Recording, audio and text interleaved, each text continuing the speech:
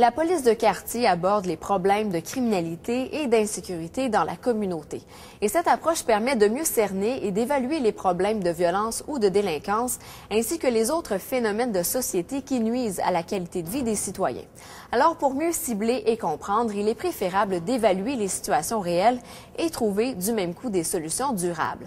Et pour y arriver, eh bien, la police communautaire mise sur la communauté et c'est par des actions concertées entre citoyens, policiers et organismes qu'on peut identifier les causes de la criminalité et les autres facteurs qui risquent de perturber le bien-être de la communauté. Le territoire lavallois est couvert par 6 postes de quartier.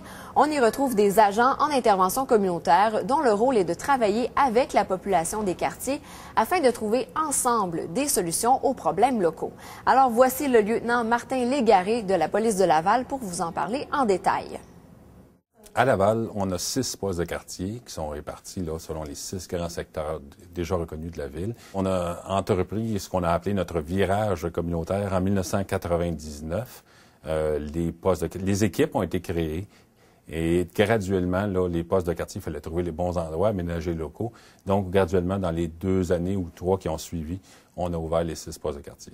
La mission d'un poste de quartier, comme j'ai dit, c'est d'être près des citoyens. Donc, c'est de connaître son territoire. La première chose qu'il doit faire, c'est analyser la criminalité. Qu'est-ce qui se passe dans le quartier? Où sont les problématiques? Criminalité ou incivilité ou désordre ou autres problématiques qui pourraient regarder les services policiers ou des fois d'autres services municipaux auxquels on va s'adresser, là.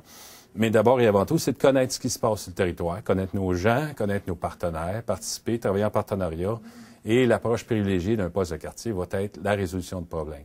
On regarde les problèmes qui sont récurrents, on trouve des solutions durables et long terme, et on trouve des partenaires et on le fait ensemble pour régler les grands problèmes. Les principaux services qu'on trouve dans un poste de quartier, vous allez avoir évidemment la prise de rapport, mais aussi l'information. Les gens peuvent appeler pour avoir des informations sur des événements qui sont survenus, sur la justice en général, sur des façons de procéder, la sécurité routière. Donc, le service et la prise de rapport, ça c'est la base si on veut. Mais de plus, vous pouvez également venir emprunter des burins pour brûler vos objets, faire vérifier vos sièges d'enfants. Ça, c'est une chose très importante de faire. On a aussi beaucoup de programmes préventifs, des passeports enfants, il y a toutes sortes de programmes préventifs qui sont à la disponibilité des gens. Donc, le poste de quartier, c'est l'endroit privilégié là, pour obtenir ces services-là. Autrefois, on appelait ça des postes de police communautaires. C'était le terme qu'on avait utilisé, on avait choisi. On voulait démontrer la vocation de ces postes-là. Et puis, avec le temps, on s'est bien rendu compte là, que le nom était un petit peu long, un petit peu compliqué. C'était difficile à rentrer dans la mentalité des gens. On a rebaptisé ça poste de quartier. Mais les gens avec qui on travaillait beaucoup, les partenaires, les commissions scolaires, ces gens-là, c'est resté longtemps, encore, on appelle ça des PPC, des postes de police communautaire, juste montrer à quel point là, on travaillait étroitement. Donc, les gens sont habitués, mais on a revenu avec ce nom-là. Dans la population générale, le terme poste de quartier est vraiment mieux adopté. Dans un poste de quartier, vous allez trouver les policiers solo. Le plus gros nombre de policiers, ce sont des policiers qui travaillent en solo. Ceux qui vont se rendre chez vous pour prendre des rapports simples, un vol de vélo, un vol par infraction, un accident matériel. Et aussi au comptoir, vous avez les agents auxiliaires qui vont vous prendre les mêmes genres de services. En plus de ça, vous avez les 2 agents d'intervention communautaire, ou 3 selon les postes de quartier. Ces gens-là vont vraiment faire l'analyse des problématiques, travailler en partenariat. C'est eux là, qui vont être le cœur, si on veut, de notre approche de résolution de problèmes. Les agents d'intervention communautaire vont être vus dans les écoles ou avec d'autres organismes communautaires. On travaille beaucoup avec les organismes communautaires parce que c'est pas toujours un dossier. Une solution ne passe pas toujours uniquement par la police. Souvent, ça passe par plusieurs gens et ces agents-là vont servir de lien entre tout le monde. Chaque poste de quartier a des problématiques différentes. Hein. Les réalités des quartiers sont différents.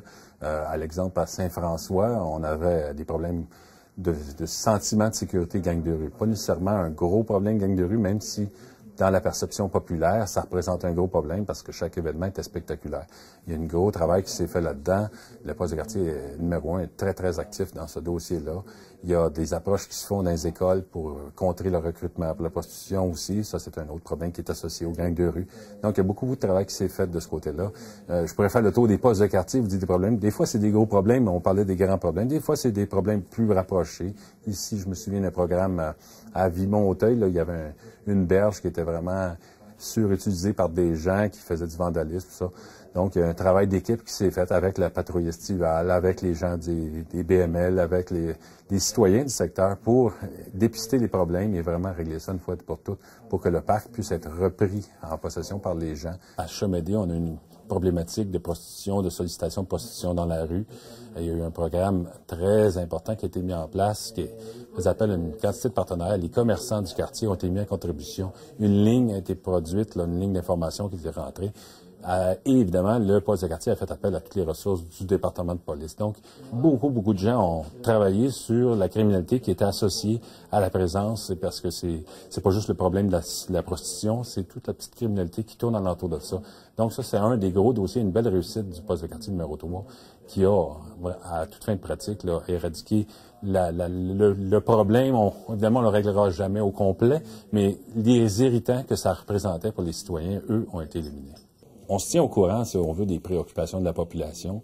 Puis, règle générale, dans nos sondages et dans nos approches, il y a 2 préoccupations principales pour les citoyens.